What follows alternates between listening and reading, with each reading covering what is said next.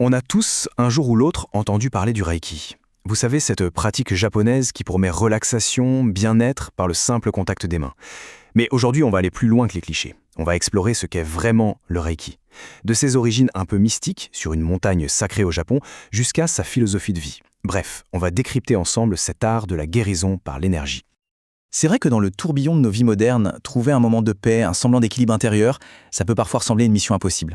Le stress, la fatigue, l'anxiété. Et si une partie de la solution se trouvait dans une approche un peu différente? Une pratique qui, justement, cherche à rééquilibrer notre énergie vitale. C'est exactement la promesse du Reiki. Et c'est sans doute ce qui explique pourquoi de plus en plus de gens s'y intéressent. Bon, alors entrons dans le vif du sujet. Le Reiki, c'est quoi au juste? Le mot lui-même, en fait, c'est la meilleure porte d'entrée pour comprendre toute la philosophie qui se cache derrière. On va le décortiquer un peu pour vraiment saisir le concept fondamental sur lequel tout repose. Le mot Reiki est super intéressant parce qu'il est composé de deux idéogrammes japonais, deux kanji, qui sont la clé de tout. D'un côté, on a Rei. Ça évoque l'universel, l'esprit, l'âme, quelque chose de plus grand que nous. Et de l'autre, on a le fameux Ki.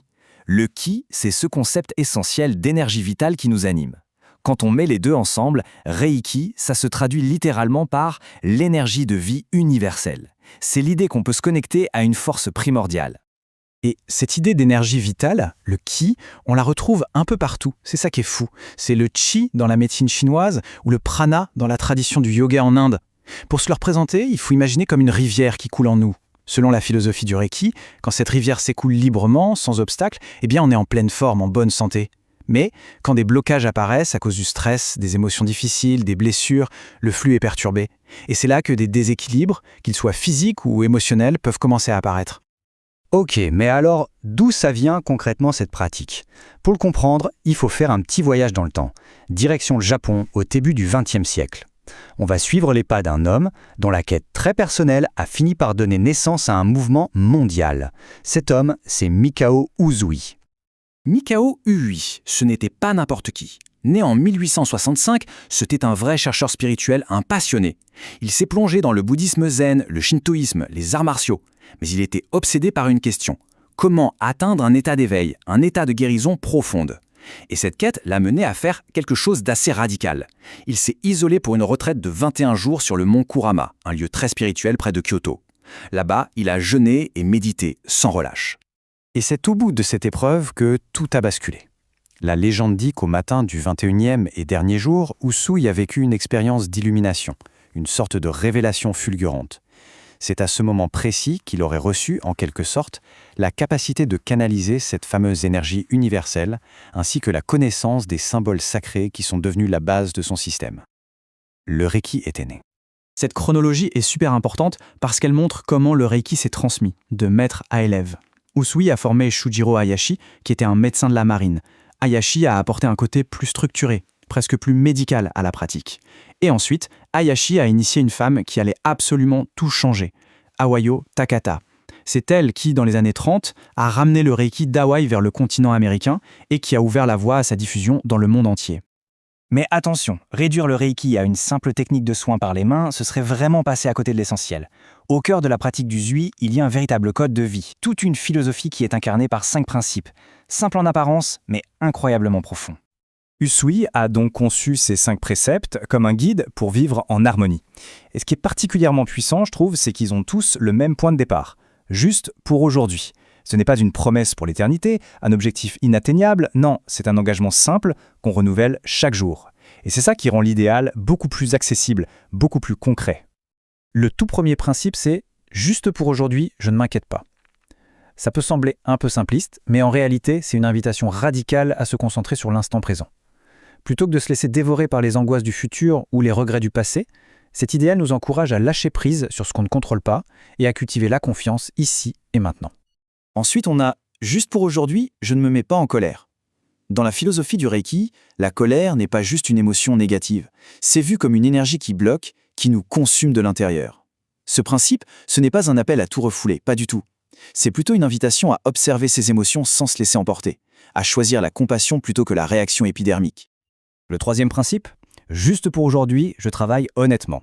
Et là, ça va bien au-delà du simple fait d'être honnête au travail. C'est un appel à l'intégrité dans absolument toutes nos actions.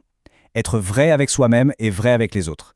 C'est l'idée de mettre de la conscience et du cœur dans tout ce qu'on entreprend. Le quatrième principe, lui, il élargit complètement notre perspective. Juste pour aujourd'hui, je suis bienveillant envers chaque être vivant. C'est une invitation à vraiment reconnaître qu'on fait tous partie d'un grand tout. Cette bienveillance, elle s'étend à notre famille, à nos amis, nos collègues, bien sûr, mais aussi aux animaux, aux plantes, à la nature. C'est une prise de conscience de notre interconnexion fondamentale. Et pour finir, le cinquième, juste pour aujourd'hui, je rends grâce. La gratitude, c'est vraiment la pierre angulaire de toute cette philosophie. C'est un peu comme un entraînement de l'esprit pour apprendre à voir ce qui est bon, ce qui est juste dans nos vies, même quand c'est difficile. En se concentrant sur ce qu'on a, plutôt que sur ce qui nous manque, on peut transformer radicalement notre perception du monde. Bon, on a vu la philosophie, maintenant passons à la pratique. Comment est-ce que tous ces concepts se matérialisent concrètement pendant une séance? Comment cette fameuse énergie universelle est-elle canalisée? Voyons ensemble le déroulement typique d'une séance de Reiki. Alors une séance, c'est un vrai rituel. Tout commence dans un espace calme, apaisant. La personne qui reçoit le soin reste habillée et s'allonge confortablement.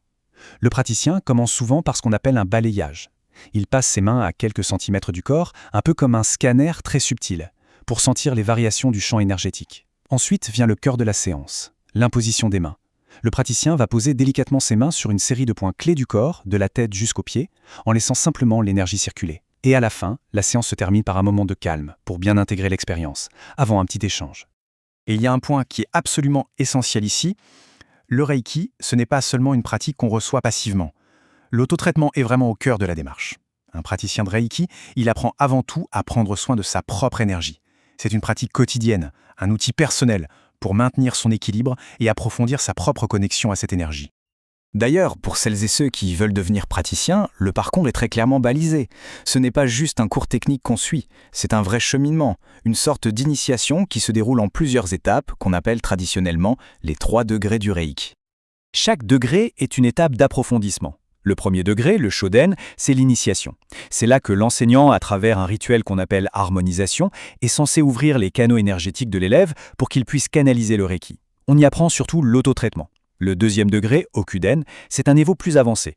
On y apprend 3 symboles sacrés qui agissent un peu comme des clés pour intensifier l'énergie, pour travailler sur le plan mental et émotionnel, et même pour envoyer du Reiki à distance. Et enfin, le troisième degré, Shinpiden, c'est le niveau de la maîtrise. Il est pour ceux qui se sentent appelés à enseigner et à transmettre le Reiki à leur tour. Au final, ce qu'il faut vraiment retenir, c'est que pour les gens qui le pratiquent sérieusement, le Reiki est bien plus qu'une simple technique de bien-être. C'est un véritable chemin de vie.